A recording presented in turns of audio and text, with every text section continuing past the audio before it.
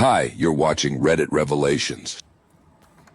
My life when it came to women was a perpetual state of almost. Almost charming, almost witty, almost noticed. Jax, my best friend, was the antithesis of my romantic woes. His life was a vibrant tapestry woven with the threads of countless female admirers. He collected them like rare stamps, each conquest a testament to his effortless magnetism. He'd laugh, clap me on the shoulder, and offer his patented Jax's Guide to Getting the Girl. "It's all about confidence, mate," he'd say, his gaze sweeping over a group of girls at a bar, a smarmy grin playing on his lips. "And a bit of preemptive charm. You gotta project what you want them to see." His lessons involved elaborate scenarios, supposed icebreakers, and a barrage of pickup lines that sounded about as natural as a porcupine wearing a tutu. My attempts to replicate his success were met with polite smiles, awkward silences, and the occasional hurried escape. I'd practice his lines in the mirror until my reflection looked as pained as I felt. Nothing worked. My inherent awkwardness seemed to be an invisible force field, repelling any potential romantic connection. Then, one drizzly Tuesday, my life veered onto an unexpected but delightful path. I was in the local grocery store, wrestling with a stubborn jar of olives, when a pair of hands reached past mine, expertly twisting the lid open. I looked up, and there she was.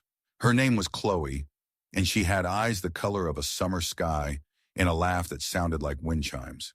We talked for what felt like hours, amidst the canned goods and fragrant produce. She didn't seem to mind my fumbling explanations, my slightly nervous rambling. She was funny, intelligent, and possessed a genuine warmth that melted away my usual anxieties. We exchanged numbers, and for the first time in my life, the prospect of a date didn't fill me with dread, but with a fluttery anticipation.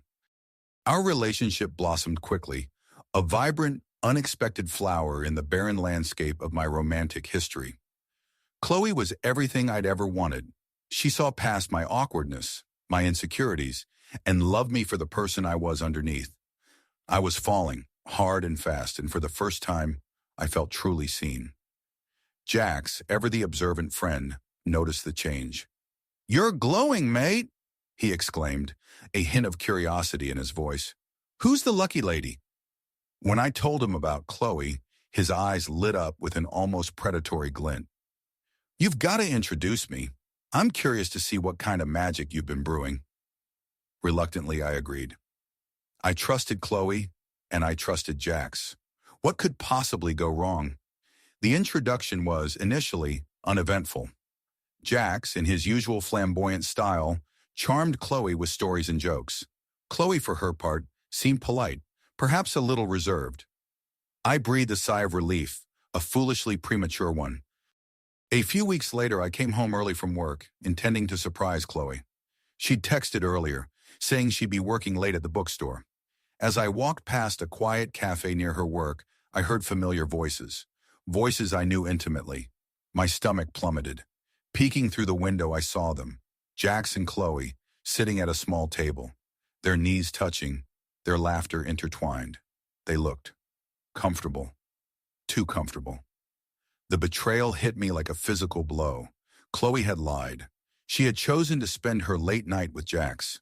The world tilted, and the vibrant colors of our relationship instantly bled to a dull, lifeless gray.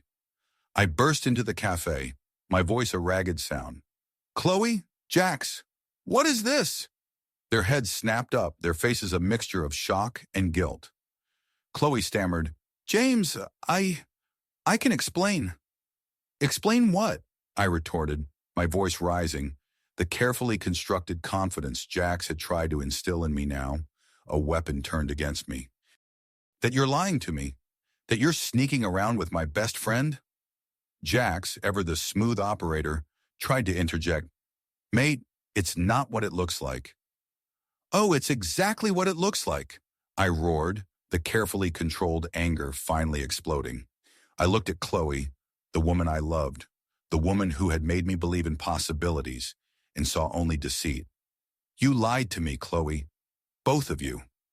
With that, I turned and fled, the echoing laughter and confused cries of my former best friend and girlfriend fading behind me. I cut them both off. No more calls, no more texts.